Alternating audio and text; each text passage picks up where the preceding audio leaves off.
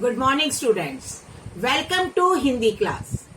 आज हम कक्षा 8 के बच्चे अपने ग्रामर का फर्स्ट चैप्टर करेंगे जिसका नाम है हमारी भाषा। भाषा मनुष्य अपने विचार बोलकर और लिखकर दूसरों के आगे प्रकट करता है और दूसरों के विचारों को, भावों को समझता है। इसे भाषा कहते हैं। मनुष्य एक सामाजिक प्राणी है, सोशल एनिमल है। बिना भाषा के कोई भी कार्य संभव नहीं।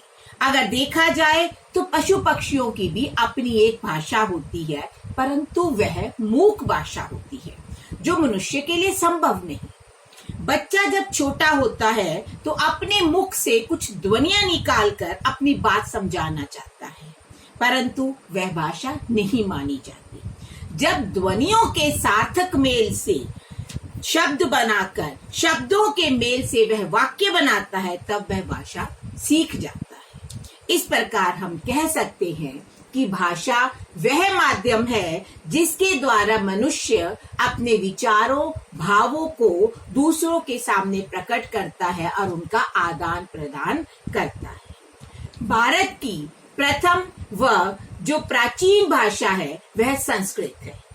भाषा के 4 कौशल होते हैं। पहला बोलकर, दूसरा सीखकर, तीसरा पढ़कर, चौथा लिखकर। कौशल कहते हैं स्किल्स को। जैसे बोलना, मैं बोल रही हूँ, आप सुन रहे हैं। ये भाषा का कौन सा रूप है? मौखिक। जैसे ही मैं आपको कुछ भी लिखा हुआ सेंड करती हूँ, आप उसे पढ़कर लिखते हैं, वह भाषा का रूप होता है लेखित। मौखिक भाषा और लिखित भाषा में एक अंतर यह भी होता है कि मौखिक भाषा स्थायी नहीं होती, परंतु लिखित भाषा स्थायी होती है। भाषा के प्रकार: मातृभाषा, मातृजमा भाषा अर्थात माँ द्वारा प्राप्त भाषा, जिसे बच्चा अपनी माँ तथा परिवार द्वारा सीखता है। उदाहरण के तौर पर अगर उसकी माँ पंजाब से है तो वह पंजाबी भाषा सीख जाता है, और अगर उसका परिवार गुजराती भाषा बोलता है तो वह बच्चा भी गुजराती भाषा ही सीखेगा। दूसरा रूप होता है राष्ट्रभाषा, राष्ट्र जमा भाषा अर्थात राष्ट्र की भाषा, देश की भाषा। जिस देश के निवासी अधिकतर जिस भाषा का प्रयोग करते हैं वह उनकी राष्ट्रभाषा कहलाती है। भारत में 70 से 80% नागरिकों, निवासियों द्वारा हिंदी भाषा का प्रयोग किया जाता है, तो वह हमारी राष्ट्रभाषा बन गई है। प्रत्येक राष्ट्र की अपनी अपनी राष्ट्रभाषा होती है, जैसे जापान देश की जापानी भाषा। तीसरी भाषा है राजभाषा, राज जमा भाषा अर्थात राजकाज की भाषा। जिस भाषा का प्रयोग देश के कार्यालयों में कामकाज के लिए किया जाता है उसे राजभाषा कहते हैं। आर्टिकल 343 अर्थात अनुच्छेद 343 के अनुसार 14 सितंबर 1949 को हिंदी को राजभाषा घोषित किया गया था। इसलिए हर साल हम 14 सितंबर को हिंदी दिवस मनाते हैं। कुछ पंक्तियां हमारी हिंदी भाषा पर: यह भाषा आन है मेरी, पहचान है मेरी। हिंदी हमारी शान है, एकता की जान है, क्योंकि यह मेरा हिंदुस्तान है। हिंदी सब भारतीयों के माथे की बिंदी है। प्रत्येक भारतीय अपनी भाषा से प्यार करता है। माँ, मातृभूमि और मातृभाषा कभी नहीं बदली जा सकती। चौथा है संपर्क भाषा, संपर्क जमा भाषा अर्थात संपर्क की भाषा। वह भाषा जिसका प्रयोग देश के निवासी आपस में संपर्क करने के लिए, कांटेक्ट करने के लिए, इंटरेक्ट करने के लिए करते हैं। भारत की संपर्क भाषा हिंदी है तथा विश्व की संपर्क भाषा अंग्रेजी। 5वां है मानक भाषा, भाषा की एक रूपता और एक सारता को बनाए रखने के लिए जिस भाषा को मान्यता प्रदान की जाती है वह मानक भाषा कहलाती है। और खड़ी बोली हिंदी हमारा मानक रूप है। खड़ी से क्या अर्थ है? खड़ी से अर्थ है खरी बोली अर्थात शुद्ध बोली। पहले हिंदुस्तान में अरबी, फारसी मिश्रित उर्दू भाषा का चलन था। ठेठ या शुद्ध हिंदी का चलन नहीं था, परंतु जब हिंदी साहित्यकारों ने ठेठ हिंदी और शुद्ध हिंदी में बोली जाने वाली भाषाओं में साहित्य का निर्माण करना शुरू किया, तब उसे हिंदी भाषा को खड़ी बोली का नाम दिया गया।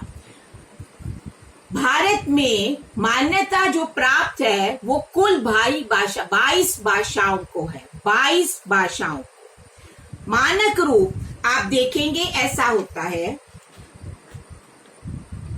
दुआ पहले ऐसे लिखा जाता था, अब ऐसे लिखा जाता है।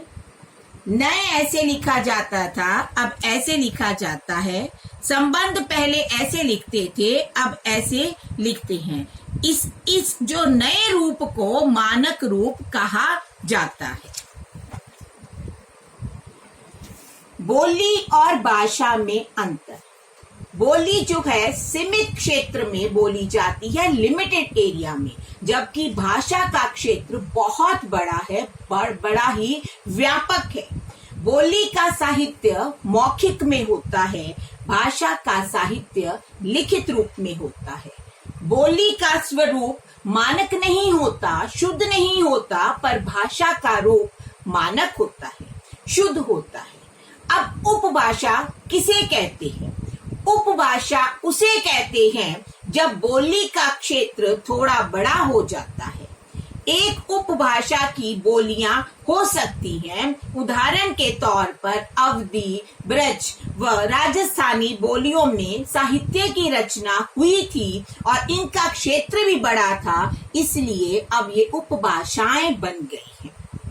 उसके बाद आता है हमारा इसी पाठ में लिपि किसे कहते हैं? लिखने के ढंग को लिपि कहते हैं, चिन्हों को लिपि कहते हैं। प्रत्येक भाषा की अपनी लिपि होती है। हिंदी भाषा की जैसे लिपि देवनागरी है।